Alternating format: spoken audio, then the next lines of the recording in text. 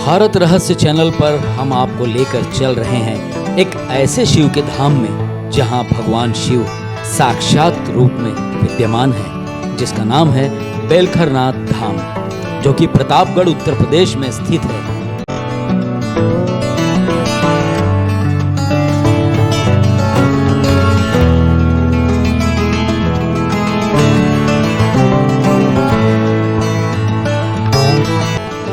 भक्तों के स्वागत के लिए यहाँ रेड कारपेट लगाया गया है।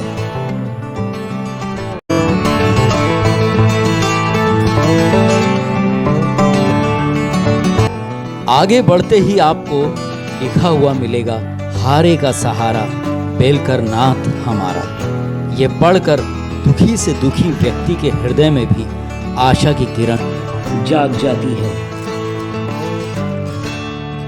वैसे तो बेलखरनाथ धाम बड़ा विशाल है, लेकिन फिर भी निर्माण कार्य अभी भी जारी है। अगर आप भी इसमें जुड़ना चाहते हैं तो आपका स्वागत है। यहाँ कई छोटे छोटे मंदिर बने हुए हैं। सबसे पहले हमने माता पार्वती के दर्शन लेना उचित समझा और शुरुआत की भगवान श्री गणेश के दर्शनों से। माता पार्वती की प्रतिमा इतनी सजीव है कि ऐसे लगता है माता बोल उठेंगे। उनकी आंखें देखकर लगता है जैसे वो आपसे कुछ कहना चाहती हैं। माता के आशीर्वाद लेकर हमने कार्तिकेय जी के दर्शन किए और फिर माता दुर्गा और श्री कृष्ण के दर्शन करते हुए हम मंदिर की ओर बढ़े।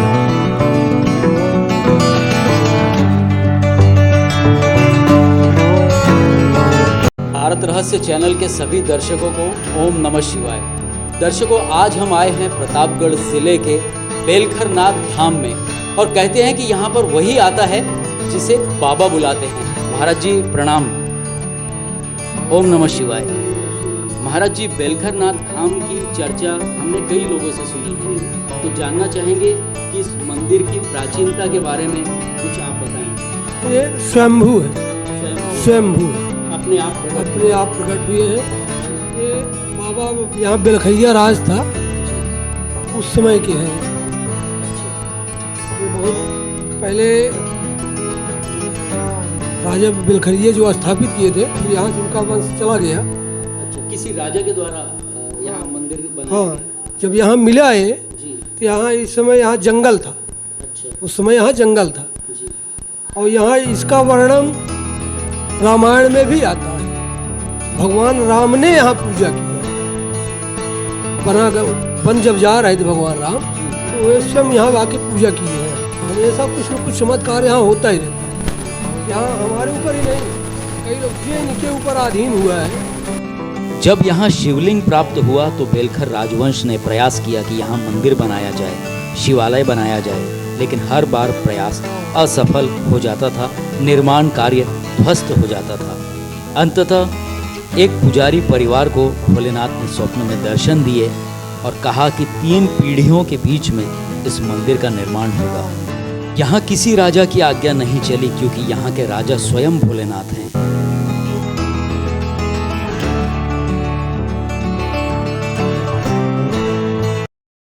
जब राजा के आदेश से भी यहाँ पर मंदिर नहीं बन पाया तो राज परिवार यहाँ नतमस्तक हुआ और उन्होंने भगवान शिव से प्रार्थना की। हमारा गांव यहीं पड़ता है, छतरी बस्ती है, पूजी कला जी ना। तो हमारे पूर्वजों के समय से पूरा गांव यहाँ पूजा करता चला आ रहा है और उनकी सेवा में तत्पर है। और जब तक ये गांव रहेगा तब तक हम सब सेवा इनकी करते रहेंगे। यहाँ की इतनी महानता है, आप ये समझ लीजिए कि बिना चुनाव लड़े कोई मंत्री बन सकता है। यहाँ हमारे यही दीवानगंज बाजार के पास करमाही ग्राम है, आपको भी पता होगा। डॉक्टर महेंद्र सिंह जल शक्ति मंत्री रह चुके हैं। इसके पहले वाली सरकार में उन्होंने चुनाव नहीं लड़ा था, लेकिन यहाँ के बहुत बड़े भक्त हैं। हर तेरस में, सावन में हमेशा आते हैं चलकर यहाँ बाबा के धाम, और सावन में आते हैं, रुद्राभिषेक करवाते हैं। उनकी आस्था इतनी ज़्यादा है, वो इतने बड़े भक्त। सोच लीजिए इनकी महानता कि कोई चुनाव लड़ने के बाद भी नहीं बनता और बिना चुनाव लड़े हुए वो कैबिनेट मंत्री बन गए। तो इतनी महानता है, आप सोच लीजिए।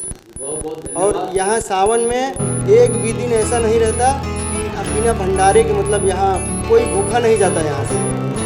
2-2, 3-3, 4-4 भंडारे रोज रहते हैं, मतलब खाली नहीं रहता है। बिना रुद्राभिषेक के लिए आप समय पाएंगे, और ना यहाँ रुद्राभिषेक के लिए समय लेना पड़ता है पुजारी जी से कि खाली है, मतलब सिफारिश करनी पड़ती है। तो और वहाँ भंडारा हमेशा 3-4 लोगों का चलता रहता है, कोई कर भी नहीं पाता। 20 साल नहीं, आप अगले साल कर लीजिएगा। यहाँ इतनी ज़्यादा आस्था है, इतना ज़्यादा बाबा ने दिया है सबको, इतनी महानता है यहाँ।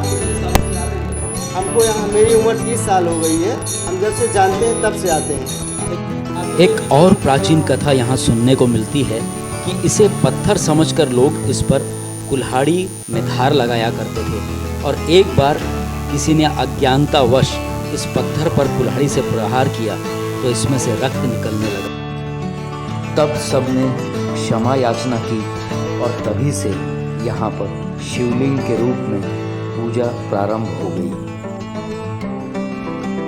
आपने भोलेनाथ के अद्भुत दर्शन तो कर ही लिए हैं, आइए अब आरती में शामिल हो जाते हैं।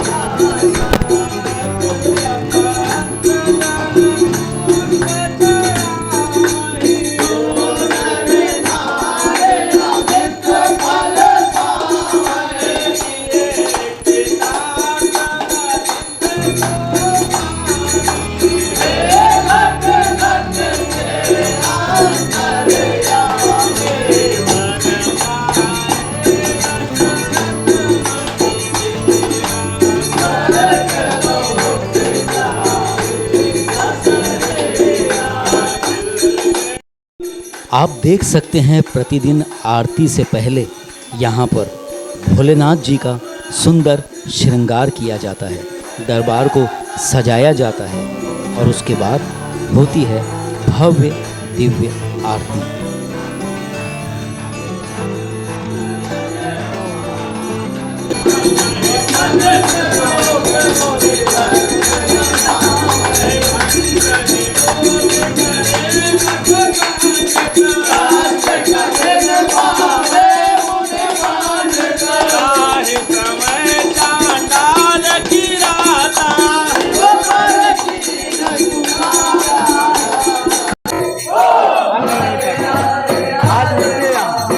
बाबा की महिमा तो अनंत है, उसका पार पाना बहुत मुश्किल है, और एक छोटे से प्रोग्राम में उनकी महिमा को कहाँ तक वर्णित किया जाए।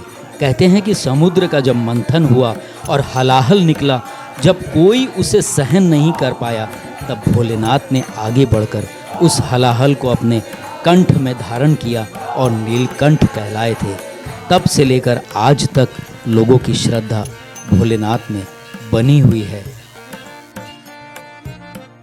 मैं आशीष कुमार सिंह जापतपुर से, बाबा के धाम से मेरा घर 10 किलोमीटर दूर है। मैं यहाँ पर डे आता हूँ शाम, और मेरे साथ एक घटना हुई, बाबा की वजह से मैं जिंदा हूँ। बाबा की कृपा से मैं जिंदा हूँ। मुझे ऐसा लगा कि मैं प्राण त्याग भी और भागकर मैं आया बाबा के दरबार में। यहाँ से मुझे रास्ता मिला और मैं उस दिन से बाबा के ज़्यादा करीब हूँ।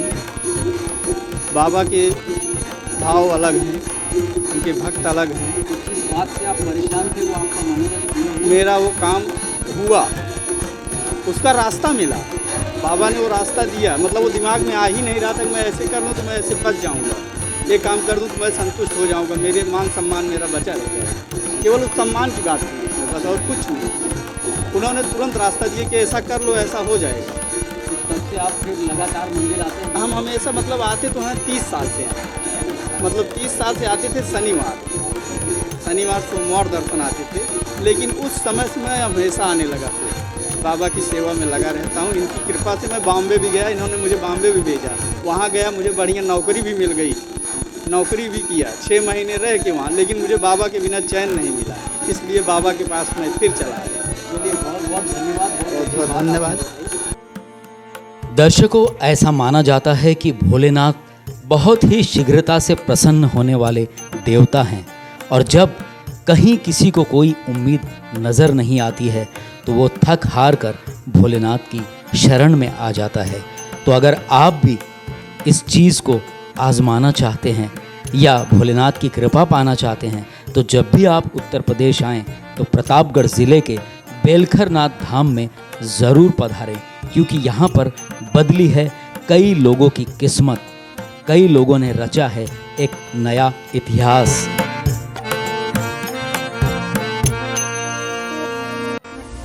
अंधकारमय जीवन से स्वर्णिम प्रकाशित और सफल जीवन की ओर आप भी अग्रसर होना चाहते हैं तो बेलखर नाथ धाम में आपका स्वागत है।